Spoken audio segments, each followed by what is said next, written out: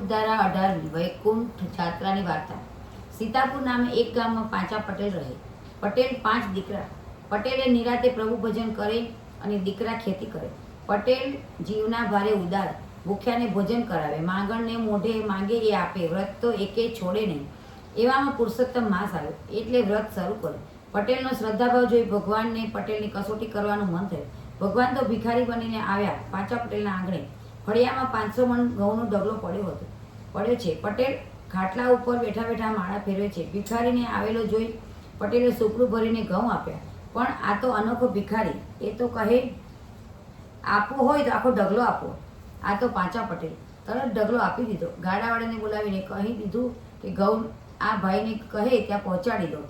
પ્રભુએ પ્રસન્ન થઈને ઘઉંના ઢગલા પર હાથ ફેરવ્યો, ત્યાં તો ઘઉં સાચા મોતી થઈ ગયા। પટેલે પ્રભુના પગમાં પડી ગયો। પ્રભુ બોલ્યા, હે ભક્ત, હું પ્રસન્ન છું તારા પર, તારે માંગવું હોય એ માંગ। ત્યારે પટેલ બોલ્યા, પ્રભુ, સદૈવ વૈકુંઠની જાત્રા કરવાની ઈચ્છા પૂર્ણ કરો। પ્રભુએ હસીને પટેલને સાથે લીધા, વૈકુંઠ દેખાડ્યું, ત્યાંથી ગૌલોક લઈ ગયા, પછી બ્રહ્મલોક, પાતાળ અને ઇન્દ્રપુરી દેખાડ્યું, અક્ષરધામ દેખાડ્યું। આ બાજુ પટેલના ઘરમાં રાડોરાડ થવા લાગી। પટેલ ગયા ક્યાં? 10 દિશામાં માણસો દોડાયા, પણ પટેલ ક્યાંય ન મળ્યા। છોકરા તો ગયા જોશી પાસે, જઈને વાત કરી કે ખાટલા પર બેઠેલા બાપુ ગુમ થઈ ગયા છે, હવે શું કરવું? ત્યારે જોશી બોલ્યા કે જીવતા હશે તો 11મા દિવસે પાછા આવશે, ન આવે તો 12મું કરી નાખું। પટેલ વૈકુંઠવાસી થાય છે એમ ગ્રહો કહે છે। 11 દિવસ રાહ જોઈ પણ બાપા ન આવ્યા। 12મા દિવસે દાઢી મૂછ મુડાવીને સરાવવા બેઠા, ત્યાં તો સડાસડ કરતું વિમાન આવ્યું અને પટેલ ઉતર્યા। બધા ભૂત કરવા લાગ્યા। ત્યાં પટેલ બોલ્યા, હે, હું ભૂત નથી, જીવતો જાગતો છું, વૈકુંઠમાં જઈ આવ્યો। પુરુષોત્તમ પ્રભુ સ્વયં મને લઈ ગયા હતા। બધાને લાગ્યું કે આ પટેલનું ખસકી ગયું છે।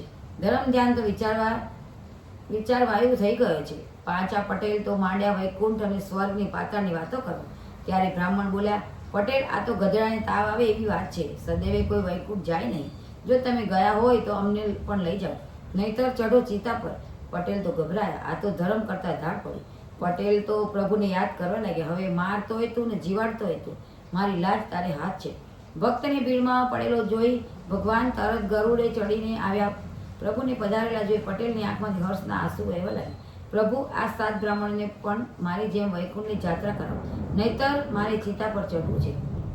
પ્રભુ મન હસતા બોલ્યા, હે ભક્ત, વૈકુંઠના દર્શન તો પુણ્યશાળીને જ થાય, પણ આ તો ભક્તની જીદ। ભગવાનને નમતું જોખ્યું અને બોલ્યા, ભક્ત, તમે ગરુડના પગ પકડો, બીજો તમારા પગ પકડે, ત્રીજો બીજાના પગ પકડે, જેને આવવું હોય તે આવી રીતે આવે।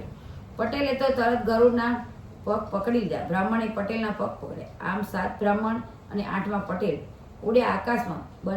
હવે બન્યું એવું કે જે બ્રાહ્મણે પટેલના પગ પકડ્યા હતા એ લાડવાનો ભારે શોખીન હતો। રસ્તામાં એ પટેલને પૂછ્યું, પટેલ, ત્યાં લાડવા તો મળશે ને? બિલાડીની નજર સિક્કા પર અને બ્રાહ્મણની નજર લાડુ પર। પટેલે હા પાડી એટલે બ્રાહ્મણે આગળ જોયું, કેટલા મળશે?